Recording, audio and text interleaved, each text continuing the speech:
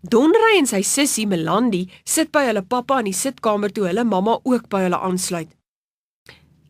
Ek het by die hospitaal aangery om jou Bybel te kry, Regard. Pappa staan op en gee haar 'n drukkie. Dankie Anet, ek's verlore sonder my klein Bybeltjie. Pappa kyk na die Bybel in sy hande. Dis nie my Bybeltjie nie, kyk net hier. Mamma vat dit by hom. Ek het dit nie agtergekom nie, maar dit lyk baie soos joune. Maar hierdie een is vir my mooier. Die hospitaal het ons nommer. Sy gaan sit langs pappa op die bank. Is al jou goed nou ingepak, Melandi? Ek gaan my dood verlang. Moet jy so lank gaan? Kan jy nie in 6 weke die hele Europa deurtoer nie? Hoekom 6 maande? Melandi gooi haar blonde hare oor haar skouer. Sy's pas klaar met matriek en is 18 jaar oud. Ons gaan stap, nie ry nie. Donray kyk nikkerig na sy mamma. Ek wil ook saam met sussie met die vliegtuig ry. Melandi lag. Vlieg!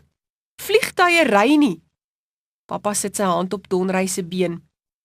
Die tyd gaan so gou verby en voor jy jou oë kan uitvee is jy ook 18 jaar. Donray glimlag trots vir pappa. Ek is nou 6. Hy wys met sy vingertjies. Gaan pappa dan met my praat oor ver oor die blou see? Mamma en Melandi lag toe pappa antwoord, ek beloof ek sal. Melandi lyk hartseer. Pappa moet nou asseblief nie weer siek word en hospitaal toe gaan terwyl ek oor see is nie. Pappa gee 'n laggie. Ek sal my bes probeer, maar ek kan nie beloof nie. Dis iets waarvoor ons die Here moet vertrou. Terwyl ek gesond is, moet ons vir die Here elke dag dankie sê, ook vir julle en mamma se gesondheid. Dis iets wat ons nooit as vanselfsprekend moet aanvaar nie. Dis 'n gawe uit die hand van God. Mamma sug diep. Ons sal seker moet begin met die uittog uit Egipte land. Donray kyk verbaas na mamma. Wat is dit? Pappa vat sy handjie.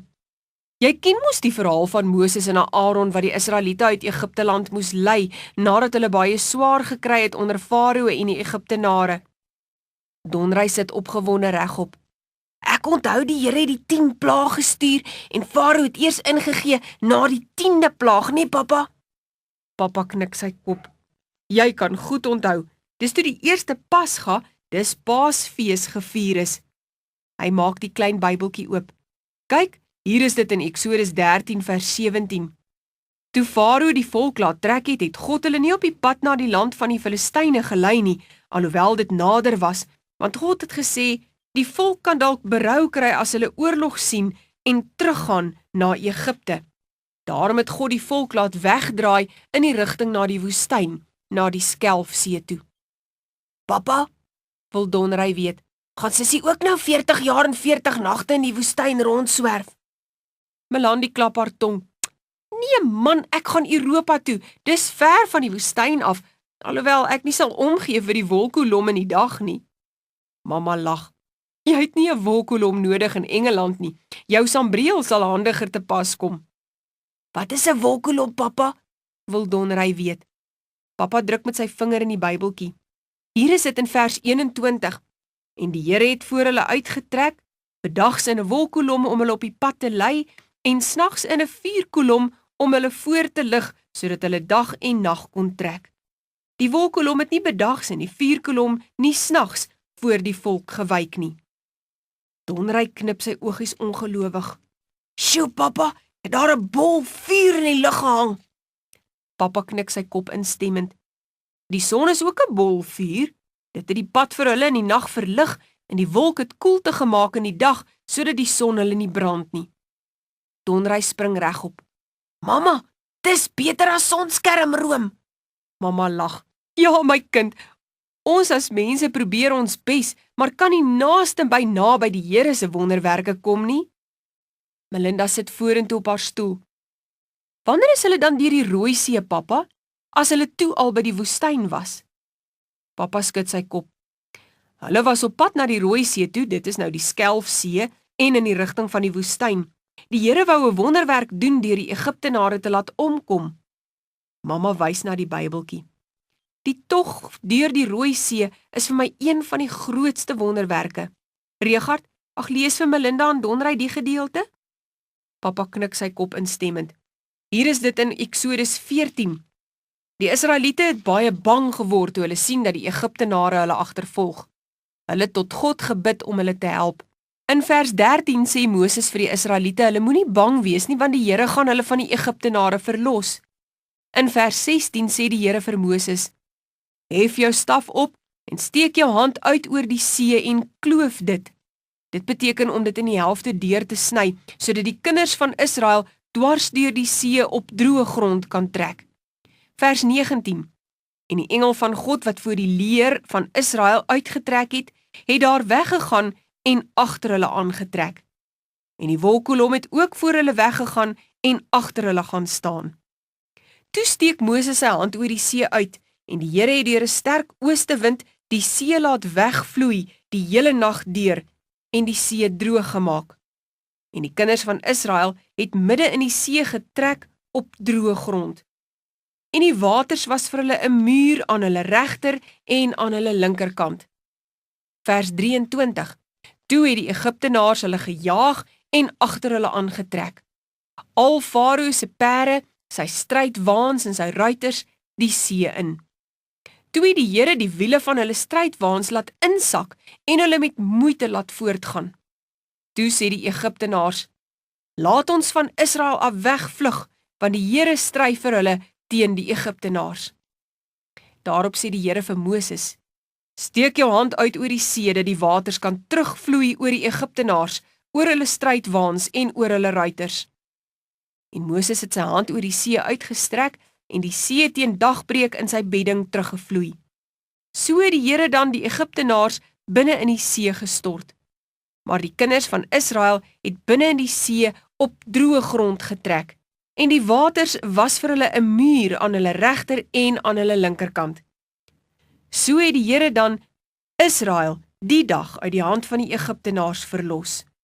Ook het Israel die magtige daad gesien wat die Here aan die Egiptenaars verrig het. Toe het die volk die Here gevrees en geglo in die Here en aan Moses sy knegt. Mamma staan op en streel met haar hand oor Melanie se lang blonde hare. My kind, van vandag af kan ons jou nie meer oppas en beskerm nie, maar ons kan die Here vra om sy hand oor jou te hou sodat geen onheil jou sal tref nie. Melanie kry trane in haar oë toe sy opstaan en vir mamma 'n drukkie gee. Dankie mamma, dan sal ek altyd veilig wees.